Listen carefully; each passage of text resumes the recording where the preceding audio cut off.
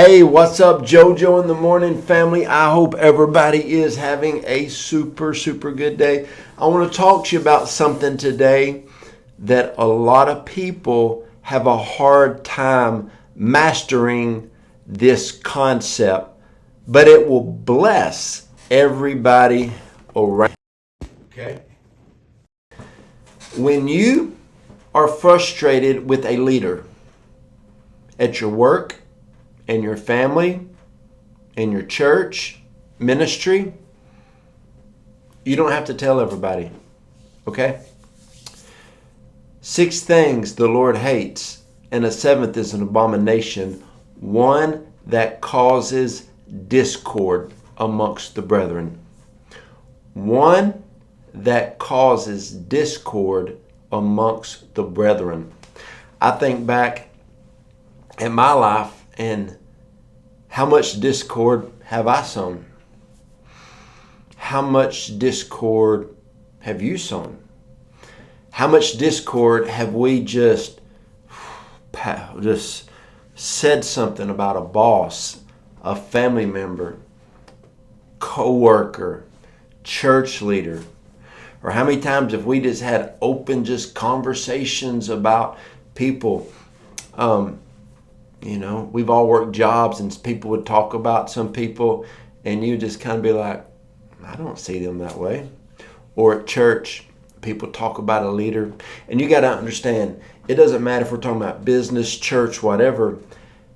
There's the 5-fold ministry gifts, and then it talks about other gifts, even gifts of administration, gifts of help.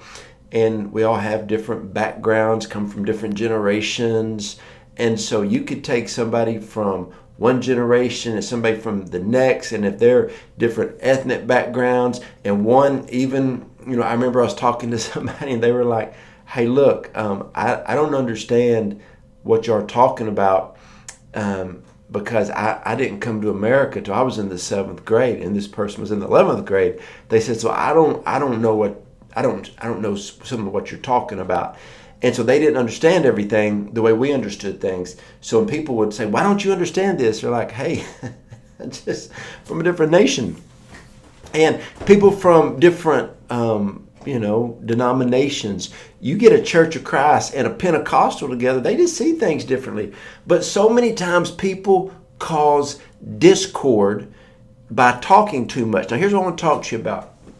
Let me tell you about a family that, the respect level that I have for them after this happened was just crazy. But I remember one time I was working at a church when I was younger, and this man and woman had a huge issue with the leadership, and they had a very harsh disagreement. But they all acted with so much honor towards the pastor, towards them, and them towards the pastor. They really had a harsh disagreement, but the next Sunday, this family didn't leave the church. They came into church, they spoke to everybody, and they walked by the pastor and kind of said, hello, pastor, and he said, hello. And the kids were like, hey, pastor, hey. I was like, whoa, look at that. So I went up to the couple after it. I said, hey, I got to ask you a question. I know you had a harsh disagreement, but your kids came in and they were just like, hey, pastor, how you doing? I said, you didn't tell your kids about it. They said, no, because our kids love this church and we don't want them to not be able to receive from the pastor. So we didn't say anything. That is winning. If I have a disagreement with somebody, I'm not putting it on Facebook. I can't tell you how many times I've talked to people and I said, hey, let's agree to disagree. I remember one time me and this guy, we had a huge disagreement. And let me tell you how loud our voices got. We were disagreeing like this right here. Oh, I can disagree with somebody over a cup of coffee like this.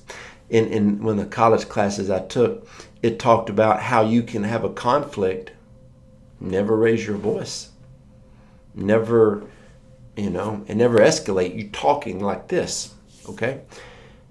And there's been times I said, hey, I remember one time me and this one guy had a huge disagreement, and And then I said, hey, how about we agree to disagree? He said, 100%. He said, Joe, you and I agree on about 98% of life. And I said, you know what? When I was in school and I made a 98, I was pleased with it. He said, me too. And then I said, you want to go grab lunch? He said, yeah, let's go. And we talked about the 98%. Okay? If there is somebody that I don't agree with, I'm not going to go tell other people. I had some people the other day, I'm in a lot of different group texts with different people for, all types of stuff, from ministry to business to prophetic stuff to kingdom stuff to a bunch of prayer partners to finances and different things. With this one guy sent a message and it had a video from a guy that I was like, nothing wrong. He's just one. I call him a parrot. He copies what everybody else says. And oh man, they were getting fed by this. So you know what I said? Let me tell you what I said. That's what I said. I didn't text. I didn't type. Nothing. I'm not. If they're gleaning from this person, what he said wasn't wrong. He was calling it prophetic, and I could tell you where he got it from. But I'm not causing discord, and I'm not going to talk about it. When people disagree with other people, it is okay to just walk away. It's okay to, you have no idea what people are going through. You have no idea. There's times that I'm going through stuff in my life, and then I meet and talk to people. And I don't share what's going on. There's times I got friends that call me and say, hey, don't want to go into it, but I got a conflict with somebody, just pray. I said, okay, don't ask their name. I don't know if it's family, business, ministry, and I just pray. Okay?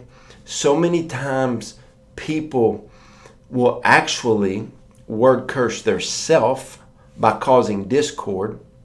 I'm just telling you this so we can pray about it. You done told 17 people? What happens is when you tell somebody something, if they're supposed to glean from that person, you just X'd it out. Now, when somebody tries to come and tell me something, let me tell you the number one thing I worry about. The number one thing I worry about. Why do you think you can come talk to me and I would listen?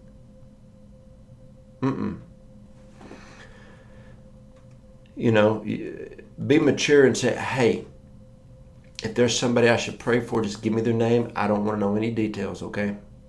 I'm not going to get in the midst of anything. One of my good buddies, I was told some people at a conference were trying to say something bad about me, and he just stopped them. He said, hey, look, first of all, love JoJo, good friend of mine, and he's anointed. The Bible says don't, say anything about God's anointed, do that prophets no harm. Don't be speaking against people, so just don't talk about them because it wouldn't be good for you. I don't speak against other people because I remember times in my life I get so mad I would just talk about people, and it's just like in that season of me doing that, my life was hard. Why would I want to verbalize something? And then the second thing, if I get mad and offended at somebody, what's wrong with my heart? You cannot offend a dead man. You can't offend a dead man. Try to make your heart to where you're not able to get offended. Okay?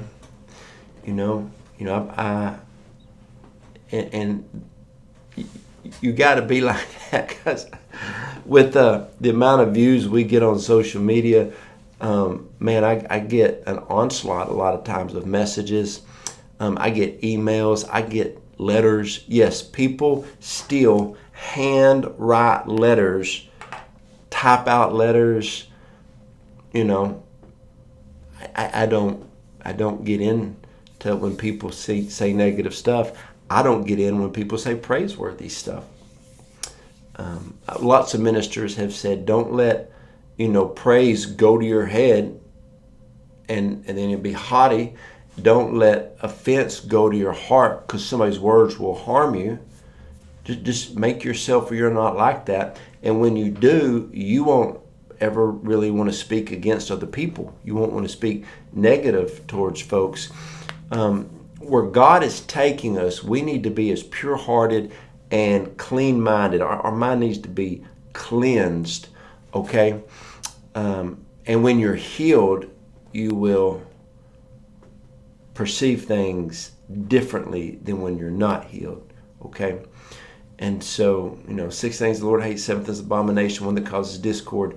Don't cause discord. And when people are causing discord, you need to find the exit and get out of that because you don't want to be there. I remember when I was younger, there was this guy in this church, and man, he was just negative and always tried to find everything wrong. And one day I went up, I said, "Sir, I know you're like twice my age, but I just want to tell you," and I quoted some scriptures, and I said, "Man, you're always looking for problems. You're always coming at people. I mean, you're just word cursing yourself. I am not. I'm caught." And he went off, and I said, "Sir." And then the pastor went to him and said, "Hey, man, you need to chill." And he wouldn't. You know what? This guy lost his job, lost his wife, lost all of his family, lost another job, had to leave a church, had to leave a church, had to leave a church. I saw him recently, and I said, "Hey, here's the thing. He's a super, super nice guy. Hey, Joe Joe, how's it going?" I said, "Great, how are you doing?" He said, "Good, I found a new church." And I said, "Oh, good." He said, "I did." And I said, "I need to know the deacons in case this pastor preaches something I don't agree with. I need to know who to go to." And I thought, man, he ain't changed. When you're in pain, when your family's in pain, find out the root. One of the main things I noticed when I was younger, a lot of the problems that I was having, y'all ready for this, was self-inflicted. Self-inflicted. I remember one day I saw this guy. It's like Jesus, him. and I was just talking to him, and I said, "Man, what is it about you?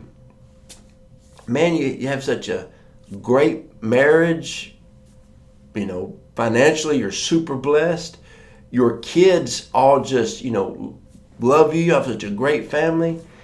And, basically he just said stuff like Philippians 4:8. He just said, "I just don't argue. I don't complain. I have morals. I have character. I have integrity, a very high standard on living. We sow, we give tithes, offerings, and we're always receiving increase in our life." He said, I remember he said this, "I sow tithes and offerings, I give big, and I don't come against people. And if someone wants to argue with me," he said, "I don't argue with them. I just say, that's how you believe, that's fine. I don't believe that way." And he was fine with it. I see so many people mad and frustrated. And I'll tell you the biggest problem. I see some people. I remember one time I was preaching for one of my buddies. And it's one of the saddest things I think I've ever seen. I was preaching for one of my buddies who's a phenomenal apostle. Just powerful apostle. And he had all these young men there, and they were just mad, and they were frustrated, and they were just kind of complaining about him. And they came to me, and I said, "Guys, let me tell you something. You're under one of the best apostles I know, and he loves deeply. He loves people, helps people. Guys, listen to me. Whatever is inside of you, get healed from that and serve the man of God. He will help you, bless you. He will put you on a platform. He will help you whatever you want to do. He's always helping people." All 4 of them train wrecked. And I was thinking, and they all talk bad about my friend. It wasn't him, it was them. You know, I've had people come visit Roar Church, drive 8, 10, 12, 15 hours, and I said, hey, you know, we got 3, 4, 5 sets of visitors here. We start talking for a few minutes, and I had this one lady, all she wanted to do was talk bad about her church. And I said, ma'am, look, you drove like more than probably like a 12-hour drive just to talk bad about your church. Listen, if it's not for you, what? And she told me that she's probably in one of the top 10 biggest cities in America. And I said, go to a different church. There's some good churches that I know of. I've preached at in your city. Just go to another church if you're so dissatisfied. But get in the right, and don't talk bad about your pastor. Get in a good church. And, you know, she came back about a year later and said, oh my gosh, my life is radically changed. I repented for talking bad about my pastor, and I just went to another church, and it's great. And I said, there you go. Guys, when we read the word and it talks about, you know, do not touch thine anointed. If someone's anointed, don't talk about them. Even like your boss at a business, if you don't like them, you know, ask God to move you or something. But don't go to work every day. Don't go to a church every day and be complaining because it's not good. Speak life. Speak blessing. Speak abundance. Speak over people. Positive. Speak life into the situation and watch what happens. Okay? That's it. I hope you guys were blessed by this today. This is just a good, solid teaching that will help you. And the most successful people I'm ever around in my life, they never talk bad about anybody. They don't cause any discord. Okay? Love you guys and hope you'll have a super blessed day.